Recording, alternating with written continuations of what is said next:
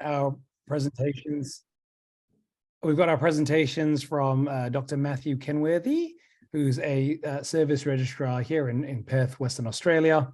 And we're very delighted to have Dr. Astrianda Suryono, who's our glaucoma consultant at the University of Indonesia. Dr. Suryono has done a one-year fellowship at the National University Hospital in Singapore, followed by a pediatric glaucoma fellowship at Moorfields Eye Hospital. So thanks everyone for joining us, and thanks. Thank you. Should I start first or Dr. Matthew first? Dr. Matthew, Dr. Tria. Okay. Dr. Matthew will be the first presenter. Can you see my slides? Yes. Lovely. As strong as the Hoover Dam. Just a first shout out to my colleagues or our colleagues who came over from Indonesia early this year. It was a great opportunity getting to spend some time and learning from you both. And this is, given it's the last presentation, just wanted to wish everyone a Merry Christmas and a Happy New Year. So say 56-year-old male who in 2015 was referred by the optometrist as a glaucoma suspect. Ocular history included a right rheumatogenic retinal detachment in 1998, which was treated with cryotherapy and encirculating band. And familial ocular history included both patients who had glaucoma. Best corrected visual acuity at the time was 6/5 on the right. Intraocular pressure was 22. Central corneal thickness was 570. The angles were both open 360 degrees to trabecular meshwork. The anterior segment was normal. The patient was phakic. On the right, there was a disc to cup ratio of 0.8 with inferior thinning. This is the GCL thickness, of which on the left of your screen is the right eye, and vice versa. On note, on the right eye, you can see that the GCL thinning stops at the horizontal raphe line. These are the discs on the right and on the left, of which the arrow is pointing to a optic nerve head hemorrhage or advanced hemorrhage. Visual fields on the right eye were normal, and on the left showed an inferior nasal step defect. So the patient on presentation, intraocular pressure was 22. They initially started on Xalatan, a single agent, came back and the pressure was still in the 20s, then started on a second agent, brought back in April, of which the pressure was 15 and 15, both eyes. We lost the patient to follow-up, and then we saw them again in 2017, of which, while still on 2 anti-glaucoma agents, the pressures were 18 and 17 respectively. These are a photo of the disc in 2017, and this is in 2015. So if I'm flicking between the two, the important things to note is the inferior thinning as well as the temporal thinning between the two. So the impression was that there was more thinning of the disc. On the right, these are the visual fields in 2017, a new paracentral defect was seen, and on the left, there's an inferior nasal step. So in 2017, we've seen this progression. The pressures are 18 and 17. So we started the patient on a third agent and reduced the pressures to 14 and 13 respectively. The patient was then seen again in 2018, of which visual acuity is intact, but the pressures are both increased into the 20s. Repeat gonio showed that the angles were open and there was worsening or more further thinning of the disc. And these are the visual fields. The top is 2015, middle is 2017, and the bottom 2018. Just note the progression in that paracentral defect on the right eye. So the impression is we have a person who's on maximum tolerated anti-glaucoma treatment, and they're still having progression of their glaucoma. So warrant surgery, of which it was, the decision was to proceed with the right eye trab with mitomycin C. So initially there was a good reduction in the intraocular pressure. However, at 9 weeks post-op, the pressure had spiked up to 21. At that time, the patient or the bleb underwent needling with 5FU. And then at 14 weeks, the pressure was still high at 22. It was at this time that it was determined that this was a difficult trab to manage, and actually the trab wasn't functioning well. That was secondary to the anterior, or the very anterior placement of that buckle, which is essentially entrapping the bleb. So we went back, repeat the test to see if there was progression of the further thinning of the disc. The arrow is pointing to that further thinning which occurred inferiorly. So the thought was, where do we go from here? And on this slide, it's showing that there's that further progression as well. So the thoughts at the time, there was two options. The first was to proceed with inferior nasal Zen. However, it was thought, while it can work in some cases, it was thought that it was unlikely going to work given how anterior this buckle was placed.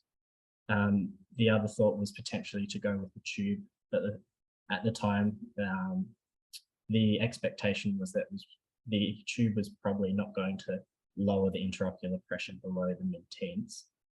Given those two options, we proceeded with a Maltino and a scleral patch graft. At 4 weeks, just note that the bleb itself was actually flat, and then at 6 to 8 weeks, those dissolvable sutures opened and the intraocular pressure dropped to 13, of which the pressure remained at the low teens from then on, of which then in 2020, the right eye, the visual acuity dropped to 6/18, and OCT showed that there was cystoid macular edema. It was queried whether or not was this CMO secondary to the tube rubbing on the iris. Ongoing treatment. So in 2021, the patient underwent a right phaco IOL.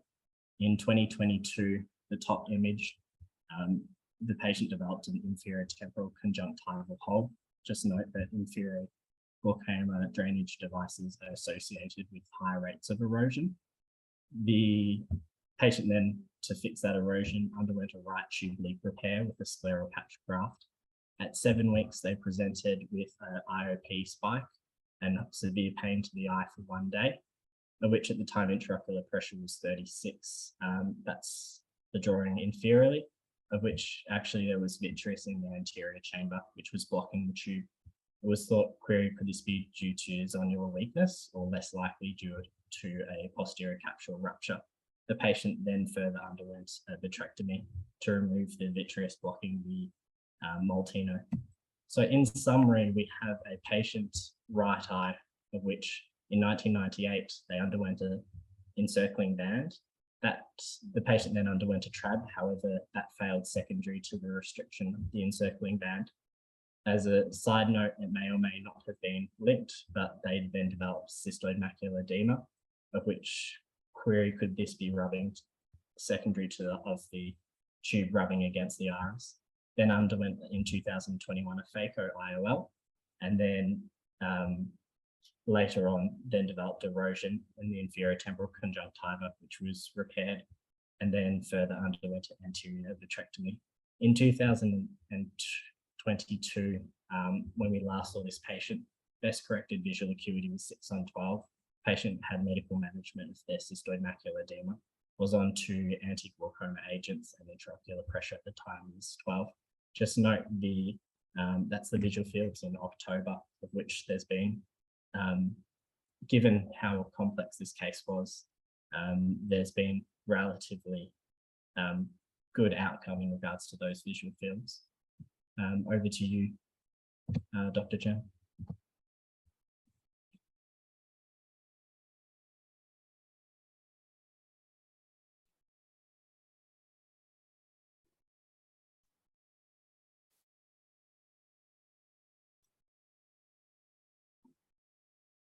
Sorry, thanks for the presentation. So I think we're going to have the second part of the presentation now by Dr. Suryono. Yes. And then we'll, and what will happen is that what I'll do is I'll feed any questions that come in through the meeting chat. And we can also save questions that are vocalized at the end of the talk. Okay. Thank you very much, for the introduction. I'm asked to talk about intraocular pressure elevation after retinal surgery. So the incidence of intraocular pressure elevation is increased in the past few years following retinal and vitreoretinal surgical procedures, and some studies evaluated the postoperative effect of increased IOP after surgery, and around 19 to 28% cases of post-surgery, with around 5 to 35% increase of IOP on early postoperative period. And the cause of this pressure elevation can be multifactorial, and we can probably discuss this further. Maybe the most common also because of inflammation. It is known to have post-operative inflammation that can cause intraocular pressure because there's an inflamed trabecular meshwork that decreases facility of the outflow. And there's prolonged or excessive inflammation that may lead to synovial closure of the angle and causing secondary angle closure glaucoma.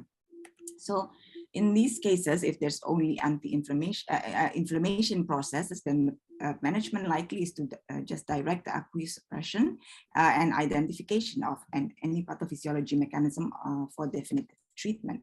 If there's an iris bombe with pupillary occlusion, there's probably a place for iridotomy, laser iridotomy, or surgical iridectomy. And if significant synovial angle closure is present, then definitive pressure control often required surgical treatment that can it's either filtering surgery or GDD surgery, as probably nicely illustrated earlier. Choroidal effusion is also a possible cause of IOP rise post vitreoretinal surgery, although it's more common in after glaucoma surgery, and the incidence in glaucoma surgery was between 7.9 to 50% after penetrating glaucoma surgery. But in retinal surgery, it is also possible if there are choroidal separation and ciliary body edema that's been observed after extensive thermal treatment of the peripheral retina with either diathermy or cryotherapy, as when sealing retinal breaks or tear. And the IOP usually can drop below the episcleral venous pressure with large inflammatory response that can cause fluid accumulation in the interstitial space that increases permeability of choroidal capillaries, and this can cause excessive protein leakage from choroidal capillaries and cause effusion. This is probably a typical illustration of choroidal effusion that can also subsequently resolve with medical therapy and use of medication. So there are risk factors that may be linked to this choroidal effusion after retinal surgery that are including increased systolic blood pressure, atherosclerosis, the type of procedure, the age, and some pre-existing conditions such as the Sturge-Weber syndrome. Clinical features can be serous or hemorrhagic. In serous choroidal effusion, there are small peripheral effusion that may be asymptomatic, minimal to no shallowing of the anterior chamber.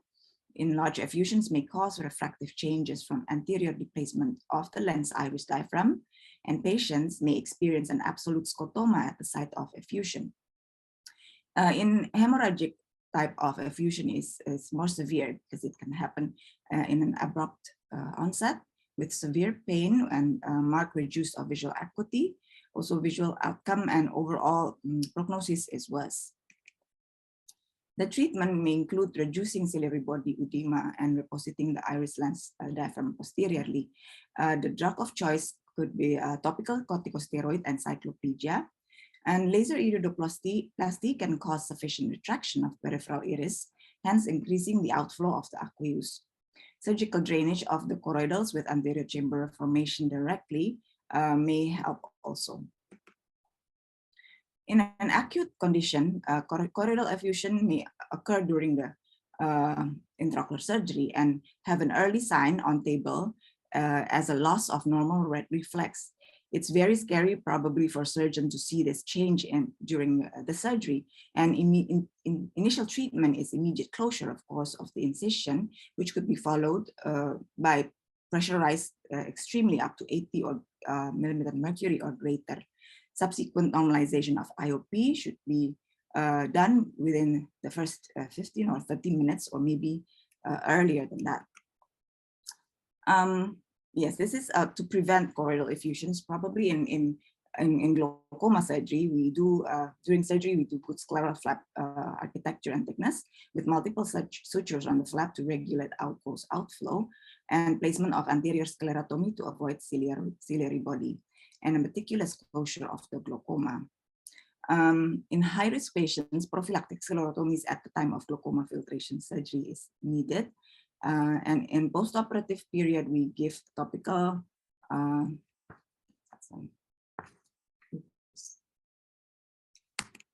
treatments as well as aqueous suppressants. Okay, moving on to scleral backbling procedure. This was a very challenging cases, was nicely presented by Dr. Matthew just now.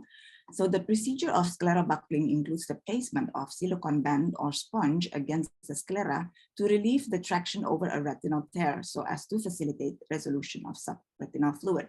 The proposed mechanism of increased IOP after the procedure causing flattening of the sclera over the ciliary body, and this can lead to anterior rotation of ciliary processes, which in turn causes anterior rotation of ciliary and anterior displacement of lens iris diaphragm.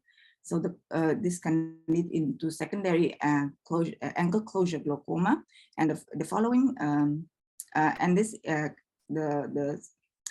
can vary happening between 1.4 to 4.4% in all scleral backbling surgery. So this is the pathophysiology.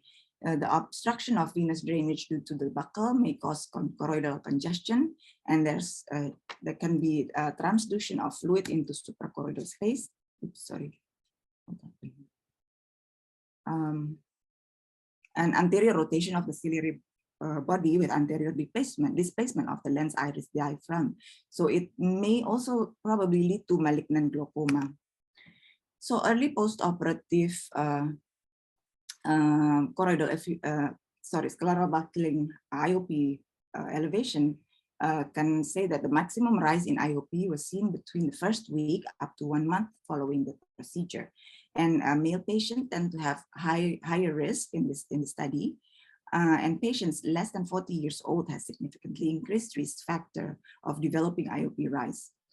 And in the intermediate onset, a study by Piniti mentioned that there are 30% reduction in the area of some areas in manual Goldman perimetry. This is after 10 years of scleral backbling procedures. The prognostic or predictive factors include younger age, which hold high chance of IOP elevation, and male patients. Also, we tend to have steroid-induced glaucoma being a prognostic factor in this cases also. Treatment in most cases, secondary angle closure glaucoma is sometimes needed, although it can also spontaneously resolve within a few weeks. Medical therapy includes cycloplegics, corticosteroids, and aqueous suppressant. There's a place for perhaps iridoplasty laser is beneficial than laser iridotomy in case of increased IOP refractory to medical treatment. Okay, the next case in retina surgery is probably pressurized due to silicone oil. Silicone oil remains the main choice for intraocular tamponade in complicated retinal detachment surgery due to its buoyancy and high surface tension. The PDMS is a linear synthetic polymer chemically similar to silicone rubber made of silicon. So the SO is a liquid form of the solid silicone, and postoperative complications including cataract, keratopathy, anterior chamber oil emulsification, and secondary glaucoma. The incidence ranged from 2.2% in early post-op up to 6 months to 56%. And the incidence in Kirana is also quite high. During the period of 2019 and 2020, there are around 600 cases. Some were referred to us for treatment, and surgical treatment was required in some of the cases, mostly required GDD non-valved or GDD valved, and some have trabeculectomy, and also more cases probably just need SO removal from the anterior chamber, phacoemulsification with pre-existing cataract complicated by cataract, iridectomy or cycloablation. And Dr. Arti Laksmita also did some study with secondary glaucoma cases, and 33 cases underwent surgical treatment, which includes trabeculectomy in 13 cases, GGD non-valved and GDD valved, and also other treatments. And in the early post-operative period, the incidence may be about 3 to 40% of cases and can be driven by open or closed angle mechanism. This is sometimes happening in patients with pre-existing glaucoma, where migration of silicone oil to the anterior chamber with consequentially pupillary block or massive infiltration to the trabecular meshwork, and also can cause pupillary block more frequent in aphakic cases, but also in other phakic status if there is zonial weaknesses. Inflammation induced by the surgery and the tamponade using probably heavy SO due to increased emulsification tendency. Elevated levels of hydrogen peroxide and free radicals after vitrectomy can cause damage in TM cells. So silicone oil unleashed a foreign body reaction in the trabecular meshwork, and this will be phagocytized by the macrophages, and this in turn will make the IOP rise. The silicone oil in anterior chamber is also a mechanical problem to filtration, and sometimes there is also a case of silicone oil overfilling. Let's talk about the pupillary block mechanism, and this is the illustration of the process of pupillary block mechanism. So the silicone oil filling the posterior chamber is probably overfilling, causing anterior iris displacement, which is pushing forward, and it floats superiorly because of gravity differences and causing aqueous to occupy lower vitreal space in posterior chamber that is blocked and trapped. So inferior iridectomy may have a place in this case, and it may allow aqueous to flow to AC angle, causing alleviation of pupillary block and silicone oil bubble to retract posteriorly. In the late onset or intermediate onset, the possibility is infiltration of trabecular meshwork by the emulsified silicone oil. Emulsified is the breaking down of integrity of the silicone oil bubbles into smaller bubbles unable to coalesce. Due to the silicone oil quality, inflammation condition, and presence of shear forces, turbulence caused by saccadic eye movement, this can cause more or furthermore emulsification. It can also be chronic inflammation and causing trabeculitis, which can lead to synechial angle closure, rubeosis iridis, and idiopathic OAG can also be a risk factor. So there's also other forms of problems caused by this silicone oil, which is a neuropathy. This is a direct neuropathy and non-pressure dependent because of the toxic effect to the optic nerve. Which can be other synonyms for this condition is pseudocavernous optic atrophy. So the silicone oil replacing up to 40% retrolaminar optic nerve area and space, creating problem and irritation. And if reaching chiasma, may damage contralateral optic nerve. Some predictive factors that can cause a prognosis of patients with silicone oil problems is the pre-existing IOP problem. And diabetic can be also a predictive factor. With aphakia, we're likely to have post-op elevation. Silicone oil in the AC with emulsified SO in the microglobules mechanically will obstruct the trabecular meshwork and being toxic to the outflow apparatus. And there's physiochemical properties of silicone oil, several types of silicone oil for several different purposes. For instance, the heavy silicone oil for inferior retinal detachment or standard silicone oil for superior retinal detachment affects the emulsification processes. During the duration of the silicone oil tamponade may also have a predictive factor. Many complications may be prevented when SO is moved a few weeks or earlier or months after surgery, and IOP was independent of the duration of SO endotamponade. Treatment for early onset can be usually managed medically if it's very early with the use of intraocular lowering agents and anti-inflammatory agents, be it subconjunctival or subtenon. And this can also be used for if the iridotomy occurs and we want to prevent it from closing again, and if there's recurrent fibrin or membrane formation. But we have to be cautious in some patients that might have steroid responsive might be steroid responsive. So I think the balance of steroid giving and make sure that the IOP is not high or increases due to the steroid response. And silicone oil removal is considered if risk of redetachment is low when medical treatment is not sufficient to lower IOP. For angle closure mechanism with extensive synechial closure of the angle or pupil block, glaucoma surgery should be considered.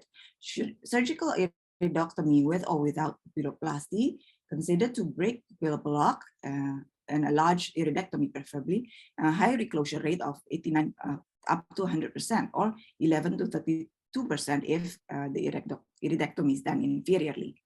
And inferior laser iridotomy for initial passage or reopening and enlarging, and other surgical treatment, including GDD implantation as a concomitant treatment before or after SO removal. Medical management for late onset may also help us. Intraocular lowering agents, aqueous-suppressant, and topical anti-inflammatory agents. PGA says to have demonstrated efficacy and safety with no significant inflammatory control difference compared to timolol. Silicone oil removal is considered also because the removal alone shown to be beneficial to the long-term IOP control. Success rate varies and probably gets lower in longer time. And careful removal of emulsified SO is important to reduce inflammation. Repeated fluid air exchange in the vitreous cavity and complete aspiration of emulsified silicone oil droplets in the AC is essential to prevent risk of residual SO retention. If the removal is not feasible, there's a consideration of laser treatment as contemporary measures. Maybe laser trabeculoplasty has a place in this case. For open angle, it demonstrates about 60% success rate and an IOP reduction of 4.7 at 12 months by Zhang study. And glaucoma surgeries, including trabeculotomy with mitomycin C or shunt devices, GDD implantations, and cycloablative procedures may be considered. Early intervention may be necessary for visual preservation and individualized decision based on visual function, angle status, level of IOP, conjunctival condition, because trabeculotomy may be challenging in previously vitrectomized conjunctiva, and this may, of course, pose a higher risk failure and risk of complications. Cycloablative procedures may be reserved for refractory cases with poor visual prognosis.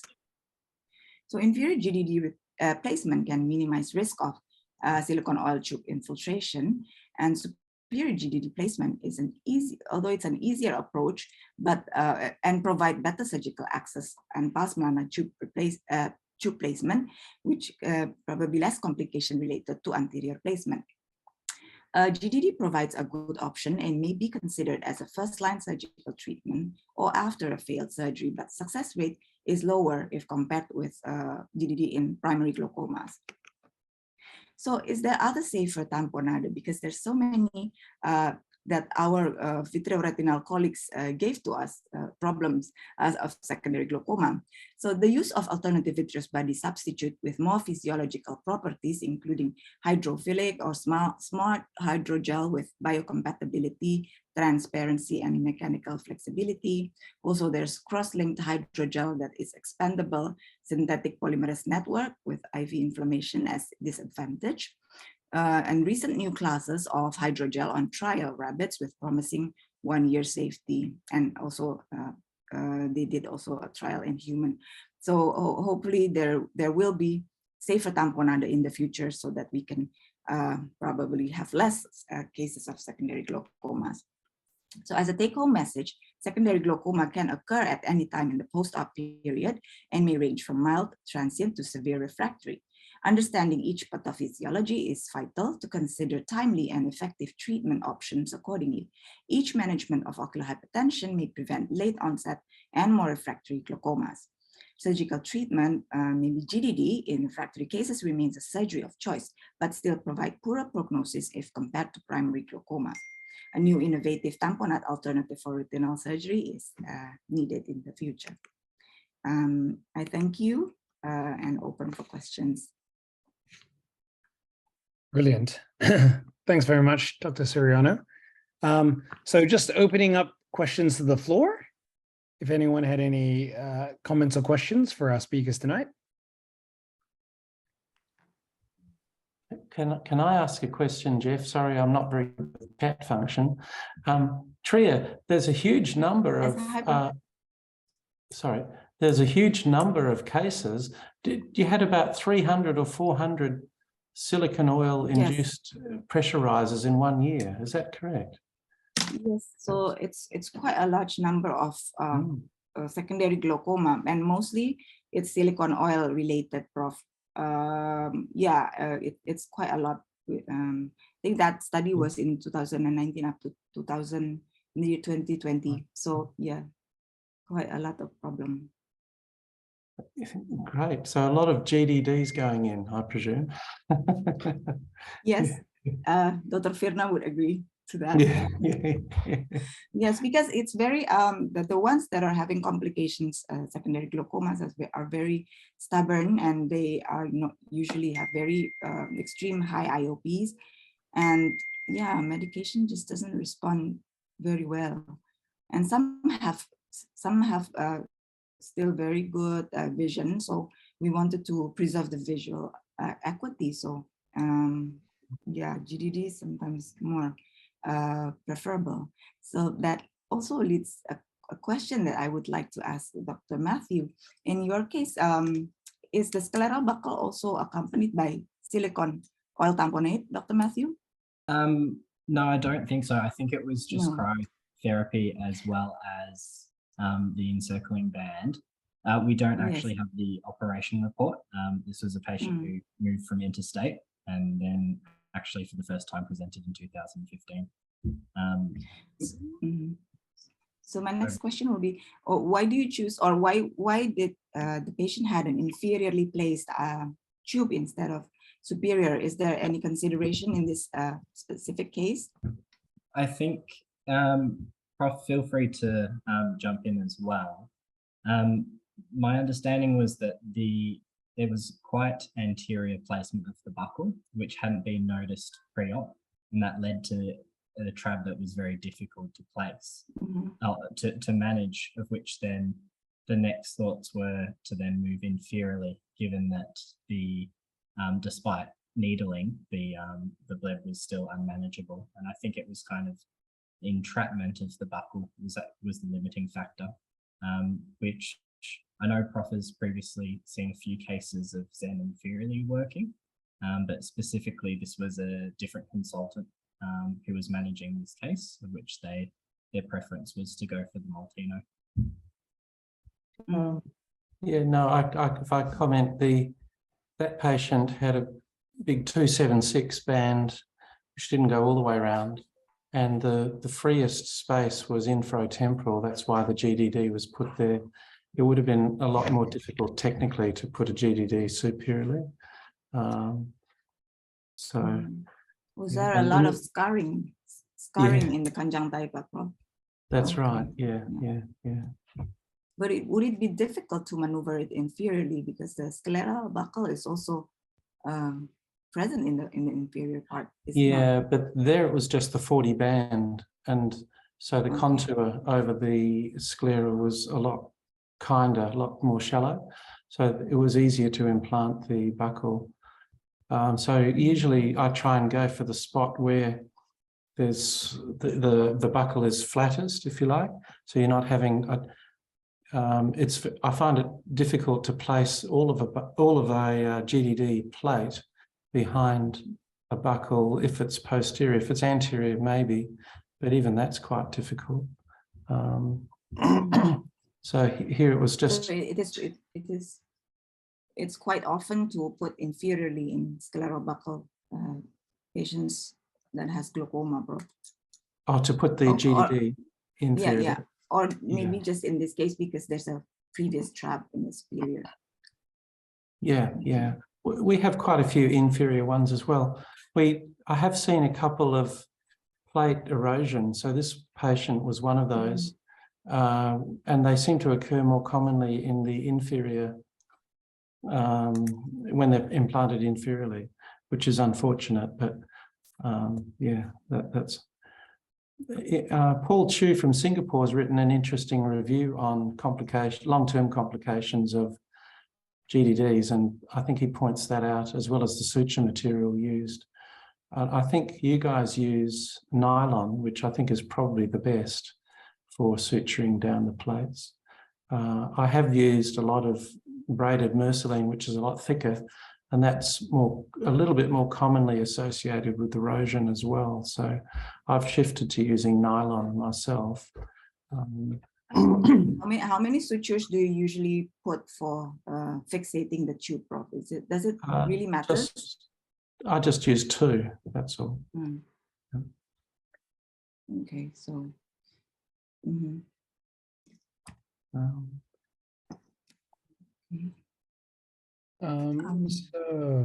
There's just one question from Tirani in the chat box, thanking you for the presentation.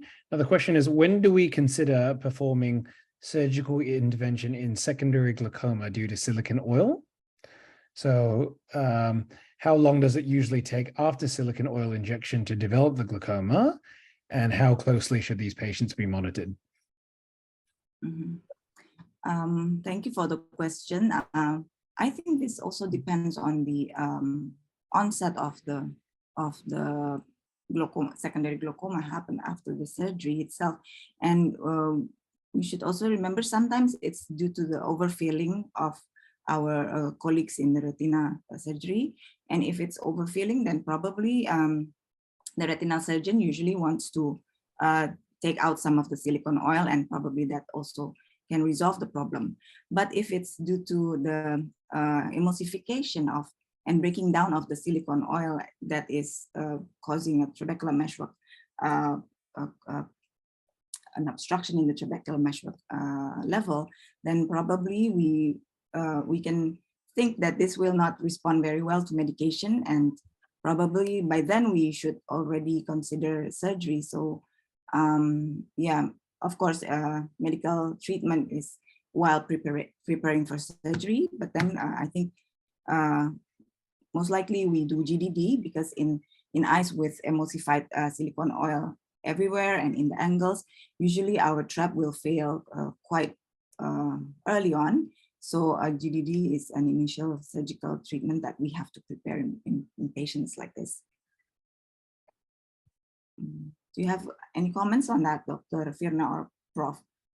Maybe you have more experience in this.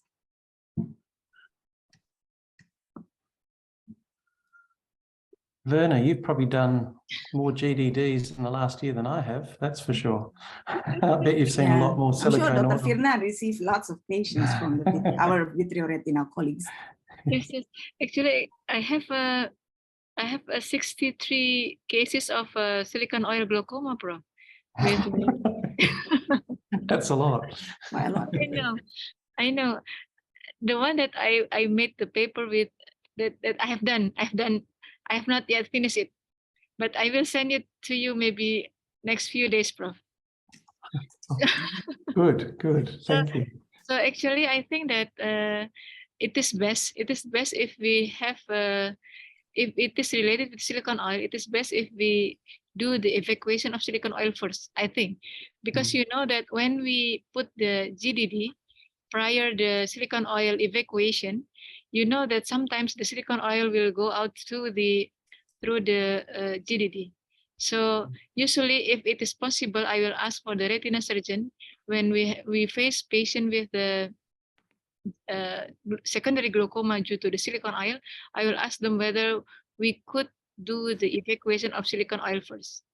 But then, if it is not possible, because sometimes they told me that usually it is not possible because this is the one eye patient, we don't want to have the redetachment or something like that, then sometimes we will do the GDD implantation early on. So it depends on how the condition of the patient and how is actually the IOP. if it is, I have done one patient with the I mean, not only one, but two, maybe 2 or 3 patients with the secondary glaucoma due to the silicone oil early on. I just do the iridectomy in the inferior part, and then I just evacuate just small number of silicone oil. Then afterward, the IOP is actually well controlled. So I suppose that it is due to the too much silicone oil in the eye. And if you know that after we do the if it is like a long or late secondary glaucoma due to the silicone oil because of the emulsified silicone oil, something like that. So it is I think there will be no way for us other than putting the GDD in the patient if the IOP is not well controlled with the medication. And we do that also in many of our patients in here actually.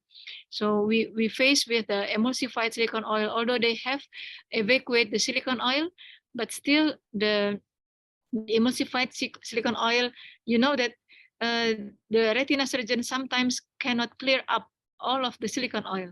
So we will see the silicone oil in the trabecular meshwork, or sometimes even in the back of the iris. We have that a lot of patients like that, and then we should perform the GDD, and it is quite well with our GDD, Prof. With the 63 cases that I will be reported, actually the prior the surgery, the IOP is about 34.6, but after 12 month follow up, we found that the IOP now is about 13 millimeter mercury, so it is quite good.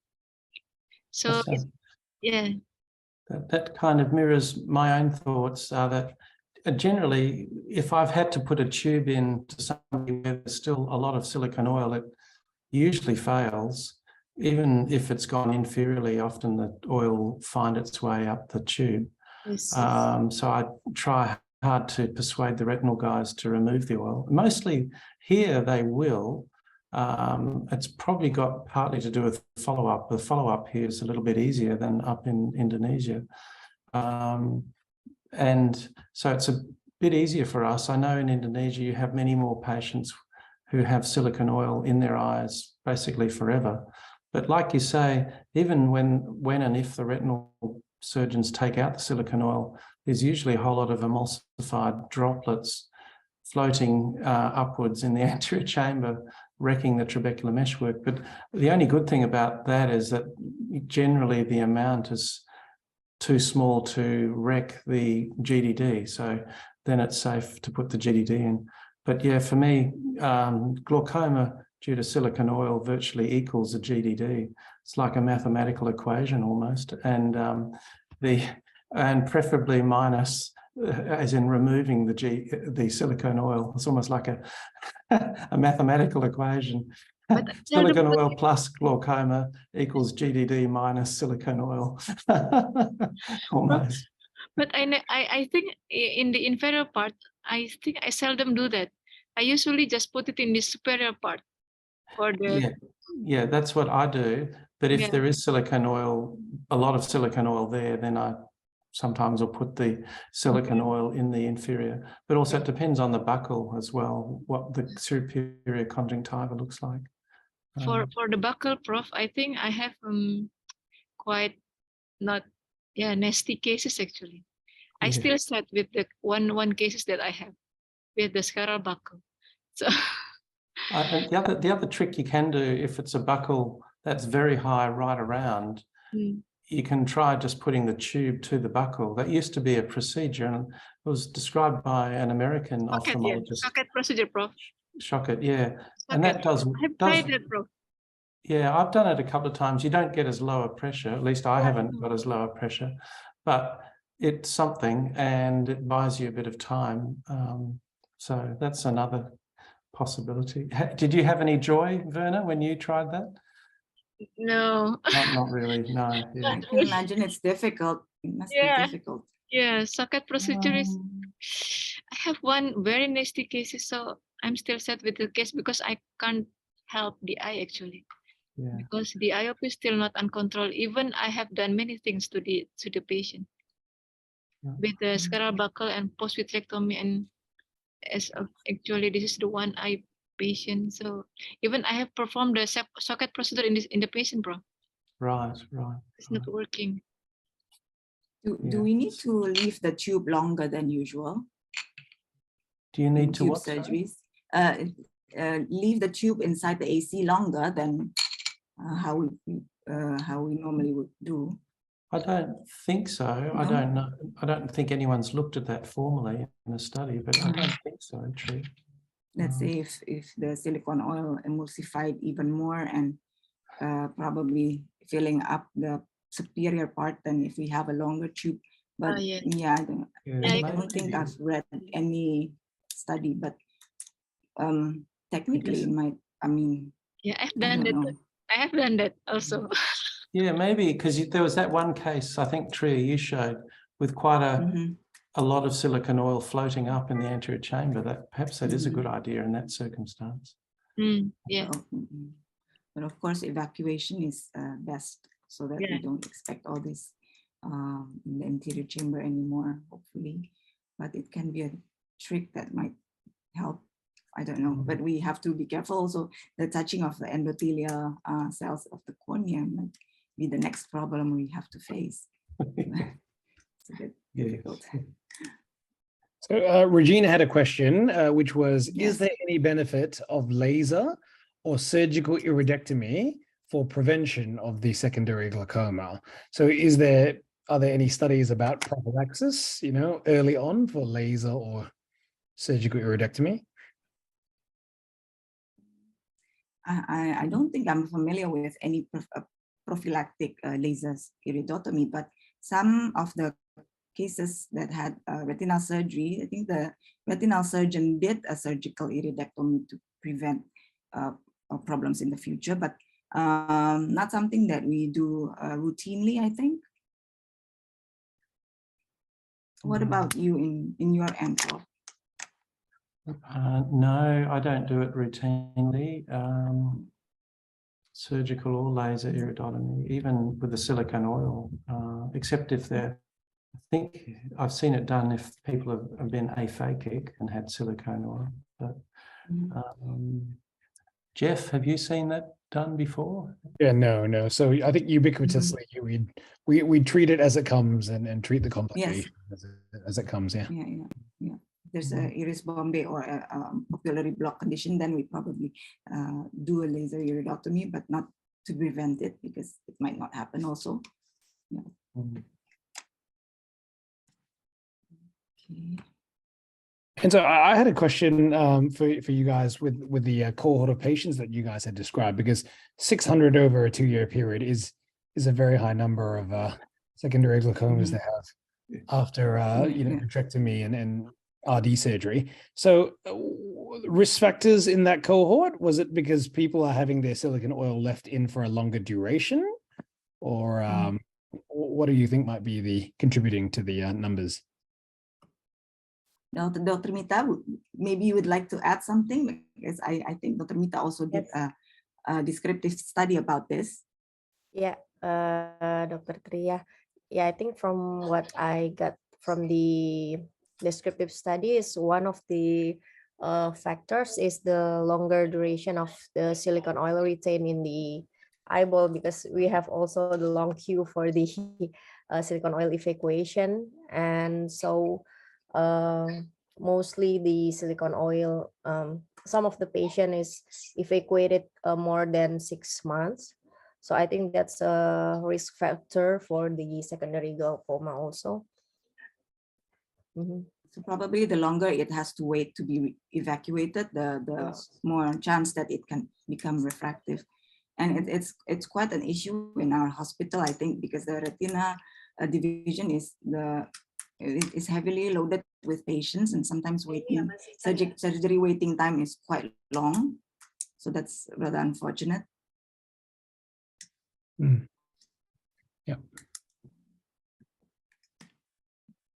Excellent, thanks. Perfect. Well, were there any other comments or queries from the audience? Yeah, I think that's an excellent presentation from Dr. Kenworthy and Dr. Suryono. Yeah. One question. Thanks very much for your time. And thanks, Prof. and Thank Prof. you. There is one question, I think. Yep. Uh, Oh, yeah. oh, in the chat box. So that's just come through. Uh-huh. So in most cases of secondary angle closure glaucoma, which resolves spontaneously within several weeks, how long should one wait and observe before deciding on surgical intervention? So in cases of secondary angle closure glaucoma, Mhm. It might be, I think might be referring to yeah. scleral buckle without silicone oil, perhaps, because that can resolve. But I don't know if Tria or Jeff would like to comment on that.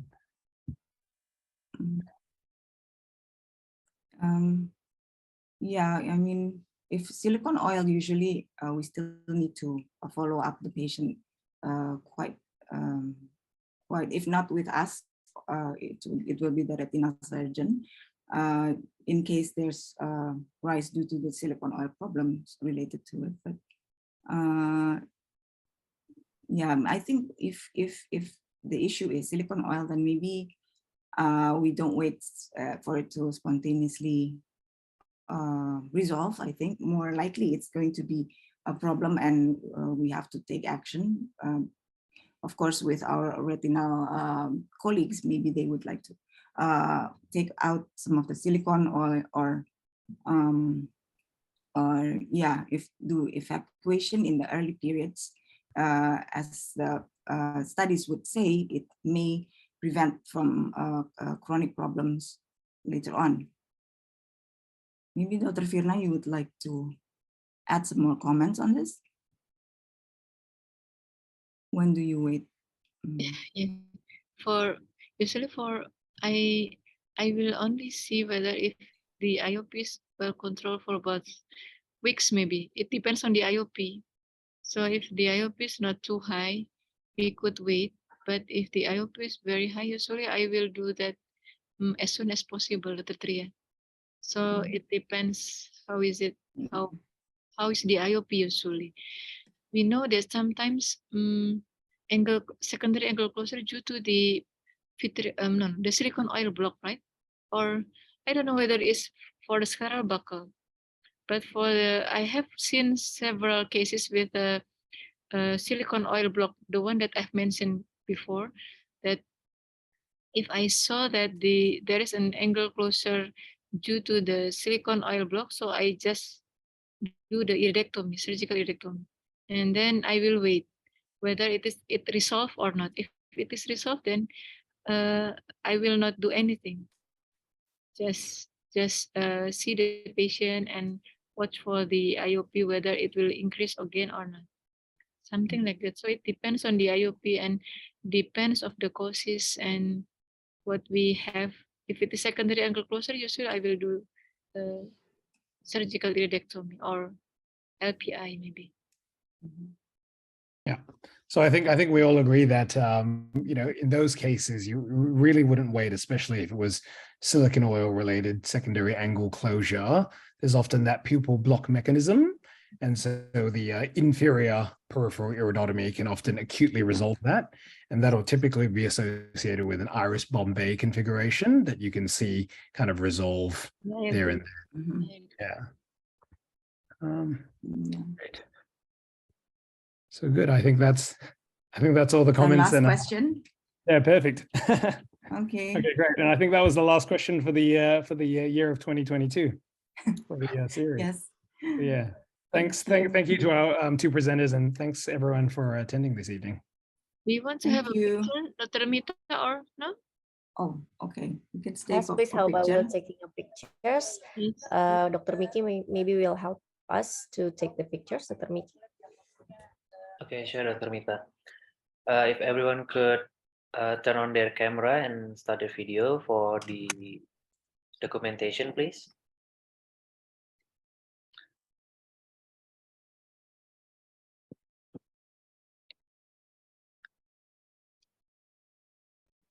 Okay, I will start taking the photos from page 1.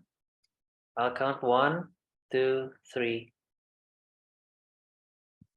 Second page, 1, 2, 3.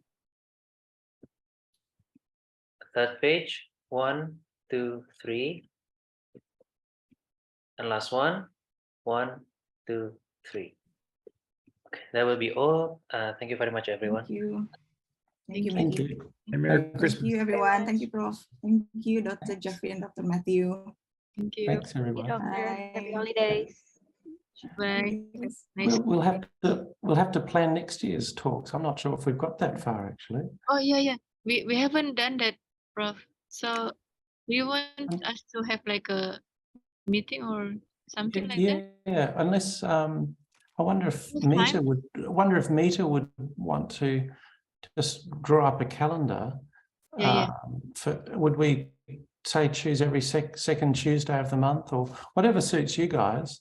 If perhaps Meta, if you're able to just draft a calendar, so have a chat with Werner and Tria, and whatever, say every second Tuesday or whatever night of the month suits you, and then write down the dates, and then perhaps if you want to populate that with some suggested topics or talks yourself, and then send that through to myself and Ruju and perhaps Jeff Chan, if you don't mind, and we'll then populate other parts of that and then send it back.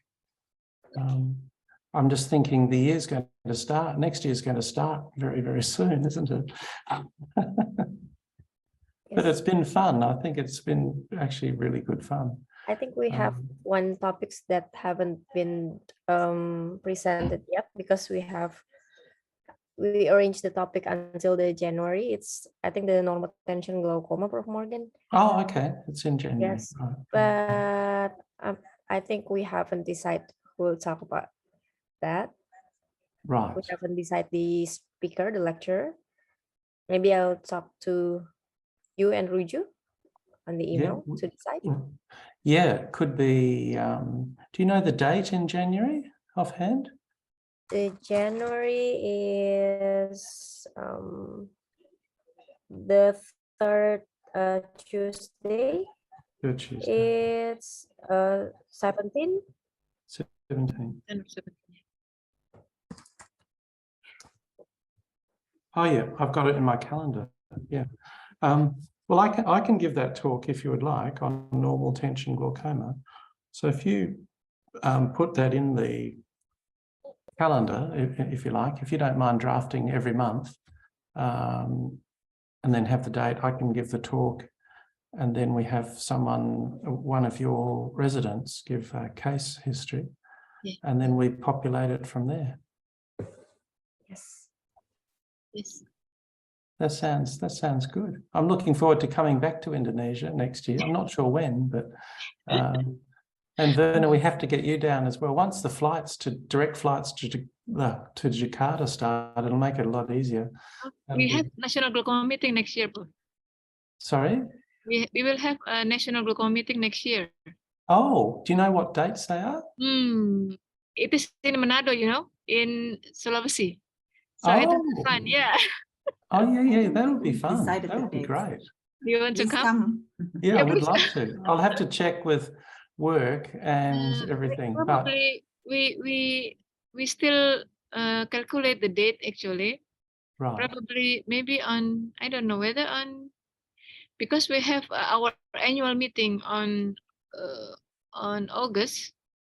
Yeah. So probably it will be around June, something like that. Maybe after the World Glaucoma Congress, so around June or July, probably. Well, September.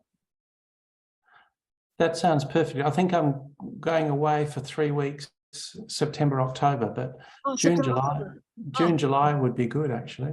But whatever, let me know the dates, and then my diary is sort of filling up a bit for next year. You have to see Bunaken, Prof. Bunaken. Yeah, Bunaken is one of the best place for diving, I think. Oh yeah, well, that sounds good. It is in Sulawesi actually. Yeah, that sounds great. Sulawesi, Yeah. Dr. Tria I think she mastered it. I'm not. What's that? Diving. No. No, I don't. Oh, okay. Just to snorkel, Prof. It's diving. Yeah. Hope I to see you there, Prof. And we also invite other Australian colleagues, maybe Yeah, not sounds too good. far away. Yeah. Sounds great. Yeah, it is on Sulawesi, yeah. Well, It's thank not- you. Yeah, sure. Thank you, everyone. Thank you, Thank- everyone. So Thank Mita, we'll you. look forward to getting your email. That'll be great. Yes. Yes. Thanks very much. Bye. Bye-bye. Bye. Bye. Bye.